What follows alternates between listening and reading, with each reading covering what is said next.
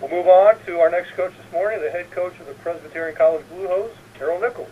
Good morning, Coach. Good morning, Mark. How's everybody up there at the conference office today?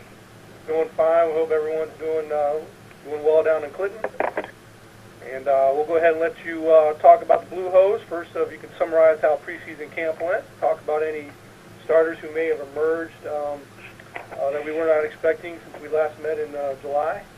And then obviously we'll talk a little bit about playing under the lights. You got one coming up Thursday night, and then maybe how that's helped prepare for your night games this season.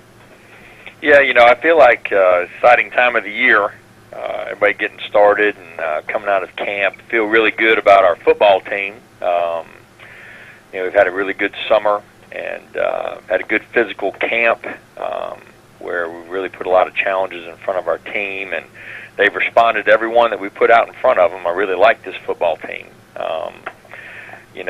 Talk about surprises. Not really surprised, but really glad to get Donnell Williams back healthy. Donnell got hurt early in the year last year against Furman, and he was our leading tackler and an all-conference type performer for us. And it's really good to have him back in the fold, and certainly will help us defensively. But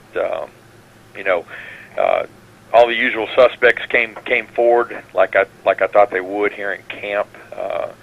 Both Toby and Tegan, Jeremiah Mackey, the two receivers, had good camps and are healthy and ready to go.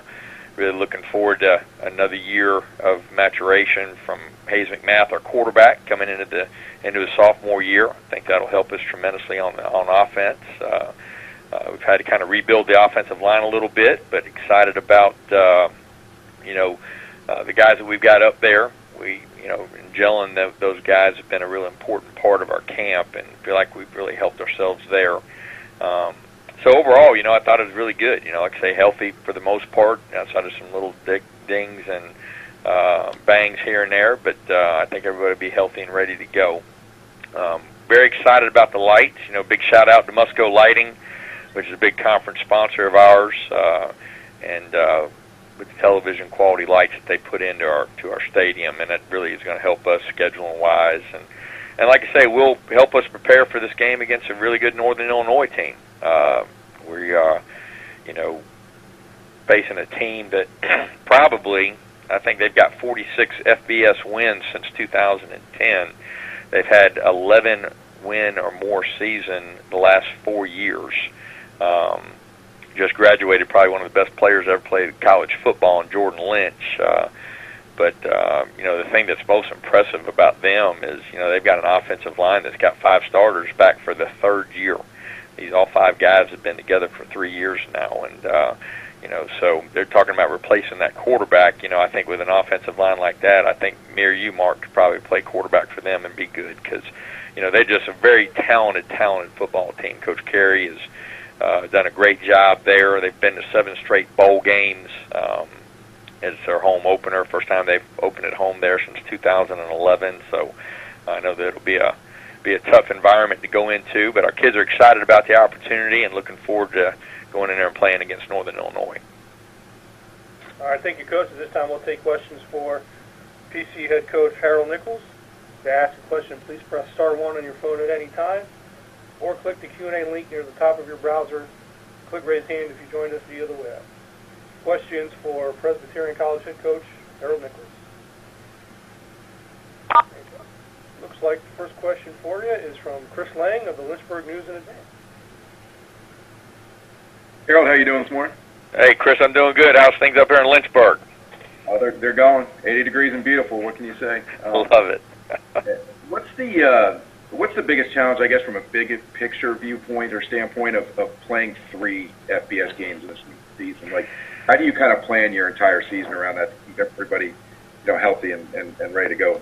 Yeah, it's not ideal having to play 3. In a normal situation, you'd only like to play 1. But, these were some revenue opportunities that we couldn't pass up. I don't think you plan anything differently. I think, you got to prepare for each team on its own merit. I don't think you do anything different as far as preparation goes or your mindset going throughout the season. I think it's the next week, the next game up, and that's kind of how you got to approach it with your players. other places that I've been, that's kind of been the approach that we've taken. It seems to be the best way to go. I don't think you make it too much than what it is. Obviously, Northern Illinois and North Carolina State and Ole Miss are all three really, really good football teams that'll be, bigger, faster, and stronger. You just heard Coach Gill talk about the speed differential that you face. You can't turn the ball over. You can't miss tackles. You can't, have special teams errors. Those are the things that'll get you beat the quickest. I don't care who you're playing against. So, in first ball games, going against a team like Northern Illinois, those have been my concerns. All right. Thank you. Thank you, Chris. Thanks, Chris. Coach, next question for you is from a media member from DeKalb, Illinois. I don't have a name, but if you can introduce yourself before your question, Coach.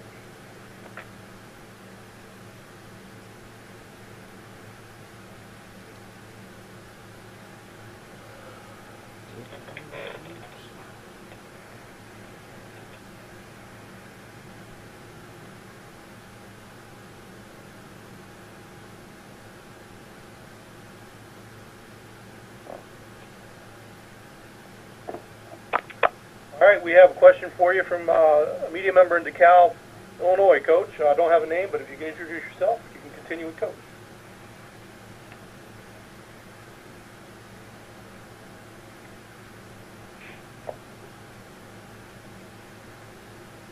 Can you hear me okay? Yes, we can. Go ahead. Okay, I'm not from DeKalb. I'm Jack McCarthy. I'm with the Chicago Tribune. And got into the queue here, but I hope I'm not cutting off somebody else from DeKalb, so my apologies if that's the case.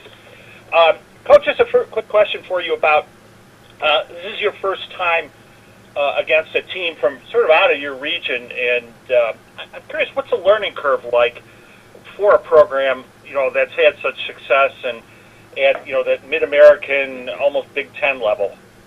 Yeah, well, Jack, this isn't our first rodeo. We played California out in San Francisco in 2010.